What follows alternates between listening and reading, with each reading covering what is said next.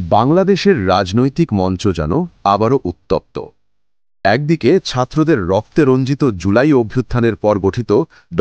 মোহাম্মদ ইউনূসের অন্তর্বর্তী সরকার, অন্যদিকে সাবেক প্রধানমন্ত্রী শেখ হাসিনার বিচারের প্রস্তুতি নিয়ে শুরু হয়েছে ক্ষমতার ভারসাম্যের এক নতুন যুদ্ধ।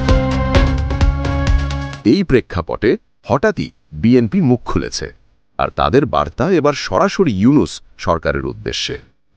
বিএনপি বলছে, সেনাবাহিনীর সঙ্গে সুসম্পর্ক বজায় না রাখলে সরকার কঠিন বিপদে পড়বে। তাদের মতে রাষ্ট্রকে এখন যে কোনো মূল্যে ভারসাম্যে রাখতে হবে। বিএনপি স্থায়ী কমিটির সদস্য সালাহুদ্দিন আহমেদ ইউনূস সরকারের ডাকা জরুরি বৈঠকে স্পষ্টভাবে বলেছেন, আমরা রাষ্ট্রে কোনো ঝুঁকি চাই না। সেনাবাহিনী দেশের নিরাপত্তার প্রতীক, তাদের আস্থা হারালে সরকার টিকবে না। এই বৈঠক ডাকা হয়েছিল সামরিক কর্মকর্তাদের বিচার নিয়ে সৃষ্ট অচলাবস্থা ঘিরে। কারণ আন্তর্জাতিক অপরাধ ট্রাইব্যুনাল গত সপ্তাহে ১৬ জন সেনা কর্মকর্তার বিরুদ্ধে গ্রেফতারি পরোয়ানা জারি করেছে। তাদের সঙ্গে শেখ হাসিনার নামও রয়েছে। অভিযোগ, বিরোধীদের নির্যাতন ও নিখোঁজ করার নির্দেশ দেওয়া হয়েছিল পূর্ববর্তী সরকারের সময়।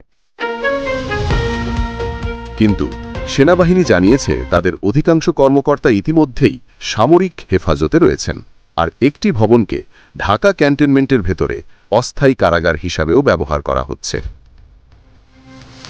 এই ঘটনার পর থেকেই দেশের রাজনীতিতে শোনা যাচ্ছে, ইউনূস সরকারের সঙ্গে সেনাবাহিনীর সম্পর্ক ক্রমশ নাজুক হয়ে পড়ছে। বিএনপির এই সতর্কবার্তা তাই অনেকের কাছে এক ধরনের রাজনৈতিক ইঙ্গিত, তারা হয়তো ভবিষ্যতের ক্ষমতার সমীকরণ ভেবে নিজেদের অবস্থান ঠিক করছে। ইউনূস সরকারের এই আলোচনায় অংশ নিয়েছে জামায়াতে ইসলামী, ন্যাশনাল সিটিজেন পার্টি বা এনসিপি এবং কমিউনিস্ট পার্টিও। সবারই মুখে এক কথা, রাষ্ট্রের স্থিতিশীলতা ফিরিয়ে আনতে হলে সেনাবাহিনীর সঙ্গে সংঘাত নয়, সমঝোতা দরকার। রাজনৈতিক বিশ্লেষকদের মতে ইউনূস সরকারের সামনে এখন দ্বিমুখী চাপ। একদিকে বিচার দাবি করা জনগণ, অন্যদিকে প্রভাবশালী সামরিক গোষ্ঠীর অস্বস্তি। একটি ভুল সিদ্ধান্তেই সরে যেতে পারে ক্ষমতার ভারসাম্য।